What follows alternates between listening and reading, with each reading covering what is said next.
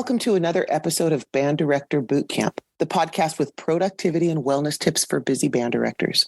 I'm your host, Lesley Moffat, and I'm really grateful to be sharing this platform with you.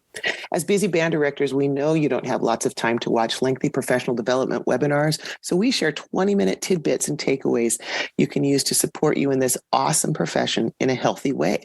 And today I'm delighted to have Aliyah Jackson with us.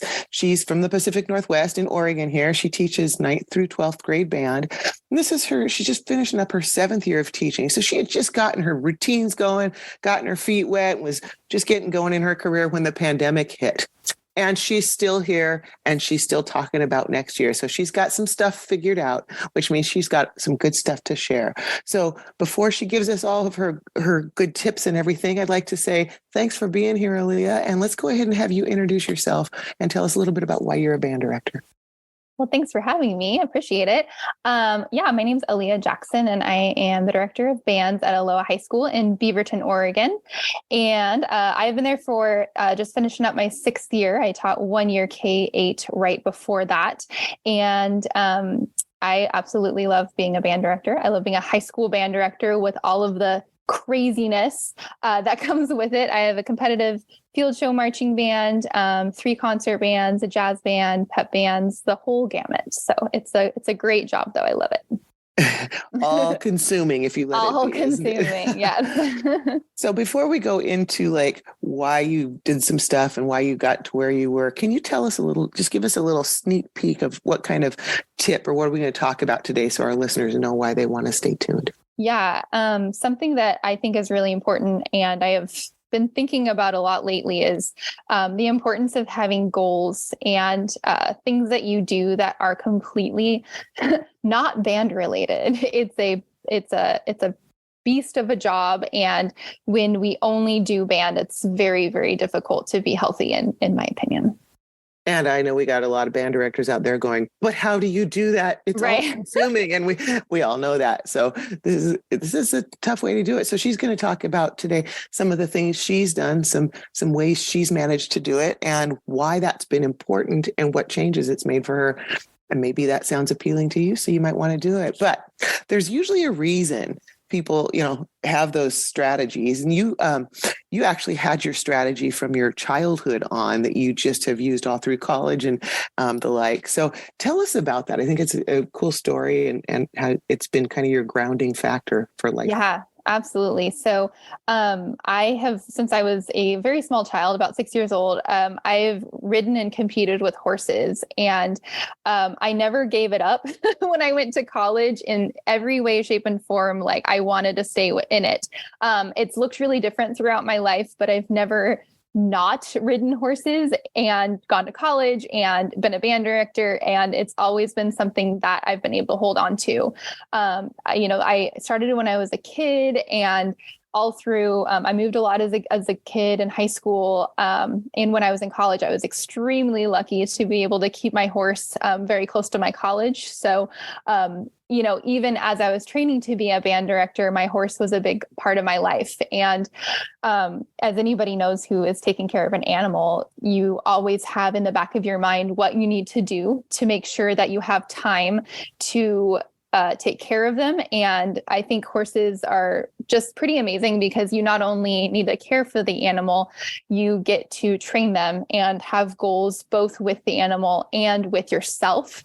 And so that has been something that I've kept with me throughout my whole life with different animals and different situations, different places that I needed to be with my horse. I've been able to keep that. And it's been a very, very big part of me feeling balanced as a band director. That's becoming a theme with a lot of the guests I talk to. And it's interesting how many of them talk about doing something that's not music related. Yeah. And, we've put our hearts and souls into this music and in the practice rooms and in classes. And it's just weird sometimes to think of ourselves as something outside just the band director stuff.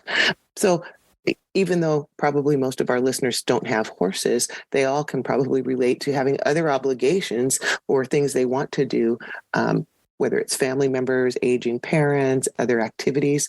So in order for you to know that you can get to that horse each day, you've got to probably be pretty good at a lot of your productivity at school. Yeah. Can you share one or two things that you do that other people might go, wait, what? I could steal that. Right. Yeah. I mean, time management is everybody's biggest challenge. I feel like when you have so many ensembles and so many people that rely on you for being in certain places. But I mean, I look at my week or couple weeks and I try to figure out at the beginning of the week, when are those chunks of time that I can make it happen. Like I can go out and I can ride, and I really try to do it in a time where I don't have to think about like rushing back to the school. But if that is the only time, then it's still worth me figuring out how to shove that time in. And the beauty of the horse situation is that like, you have to go. Like, it's not like you can just be like, well, I'm not going to do that today. The horse is relying on me to take care of her. So I'm going to go. And it, makes me have to drop things sometimes and leave. And that's a really good thing.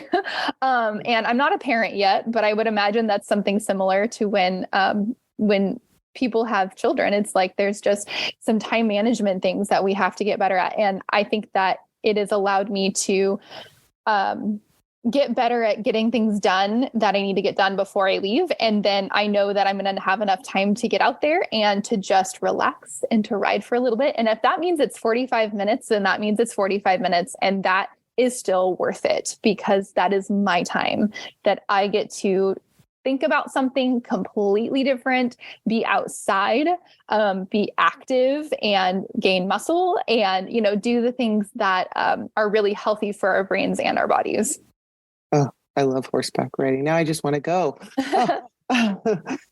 We talked before we started recording about our goal for our listeners today. And you said that you want to really help people understand that there's a big picture of our life and not to lose your identity as just a band director. And how come you brought that message here today, and why should people listen to that? Yeah, gosh, I started as a high school band director really young. So I got my teaching position as the only high school band director at 24. And I was building a program, and I was finding myself so incredibly wrapped up in all of the details that I didn't feel like I was anything but my job. And my entire purpose in my entire life, like everything just depended on what needed to happen in my program. And to some extent, like when you're building a program, like that's just a little part of it. It doesn't have to be the whole thing though. I think when I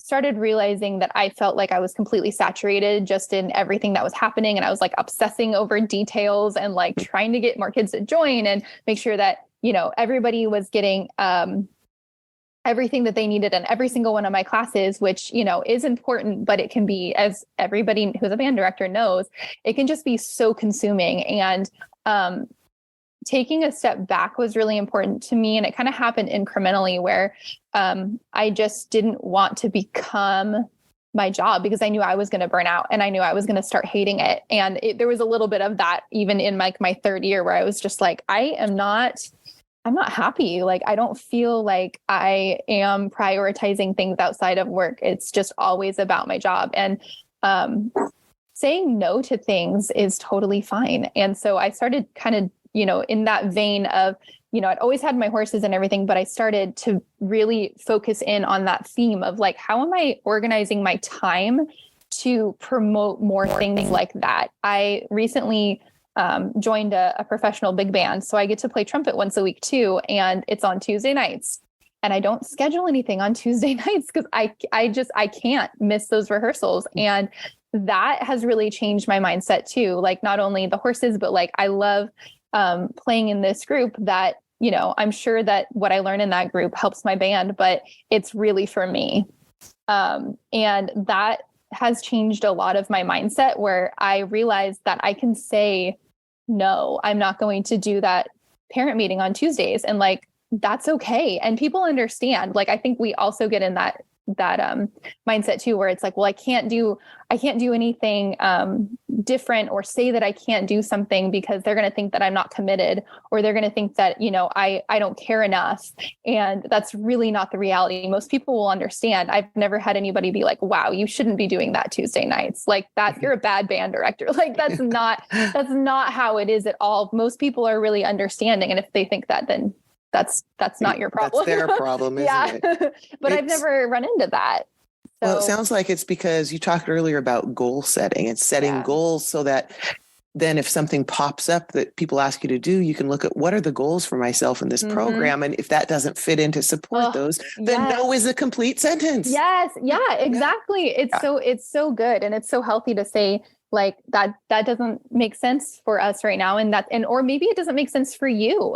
Like that's okay. Maybe your schedule is too tight and you're like, I'm not going to be able to make that. Like I can't get from A to B and make that time. You don't need to kill yourself over it. You can just say like, that's not going to happen and it's not physically possible. And it's really, really okay. Yes. And it's hard. It is hard. We're not saying it's not hard. Oh, it's hard. Because I know, I keep saying it, but we band directors have egos, right? Especially at high school band. I taught high school band for 34 years, so I can say it. And so we just think we're all that, and we got to chill out a little bit. Yeah. Well, totally. You talked about burnout and the like, and I think all of us can relate. And then, man, teaching through that pandemic and everything. So you've really been through a lot. So as we wrap this up today, I want you to take just a second and address the newer teachers, because they're going to go through some hard times, and you've been through some. And any advice for them so they've got the stamina to do it for the long haul? Yeah, absolutely. Something that I learned my first few years, it took a while, but when I figured out that it was okay, that if I took time for myself and I made goals outside of my job, I might actually not get better faster at my job. I might actually move a little slower because I'm not spending every single waking moment on my program. And once I realized that that's actually okay and it's not a race, and that the balance in my life is more important than me getting really perfect at my job, it changed my mindset. And I think I probably inadvertently started learning faster, which is the opposite, because I was more balanced and my brain was able to take in new information at my job better if I was not doing it all the time. So finding something else that's not job related that you can just throw yourself into and reach goals that are, again, not work related, but are actually for you as a human, that can be a really healthy place to start. 100%. And that's, again, a theme that keeps coming up from folks that, the advice to give. When I was in college 35 years ago, we didn't talk about that. And so having these conversations and saying it over and over, hopefully folks don't have to go, down some of those dark holes. Maybe you haven't gone there, but I sure did. I had a massive crash and the like. And it came to understanding these things that we're talking about today. But again, it was wanting to please everybody. Aren't we all people pleasers as band directors? Oh, for sure. Everybody. And then we it's our own faults because we make it, we get the performances ready and then it looks super easy because we've done our job, all the hard stuff in the classroom. And so people are like, it's not that big a deal. Just bring the band to this one event. Okay, let me start the paperwork processing, make sure it is a big deal, even though when we get there, it doesn't look like it. So it's easy to get lured into doing more because we sometimes forget how hard behind the scenes stuff is. But finding that balance is hard, and it doesn't happen until you sit down and really think about what are the goals I have for myself and for the program. Because if you don't know what to filter out. Right. Yeah. So everything is not the answer. So that's a consistent message we are hearing on this podcast. And so it must be one that people need to hear. And I really, really want to thank you for being so generous with your time and showing up for your students every day, but showing up for us today and sharing what you've got. So thank you to Aliyah Jackson, for joining us today on this edition of Band Director Boot Camp. And thank you to all you listeners out there who are making a difference in kids' lives through the magic of music education. The work you do matters, and so do you. Join us next time on Band Director Bootcamp for another episode of productivity and wellness tips to make your life a little easier.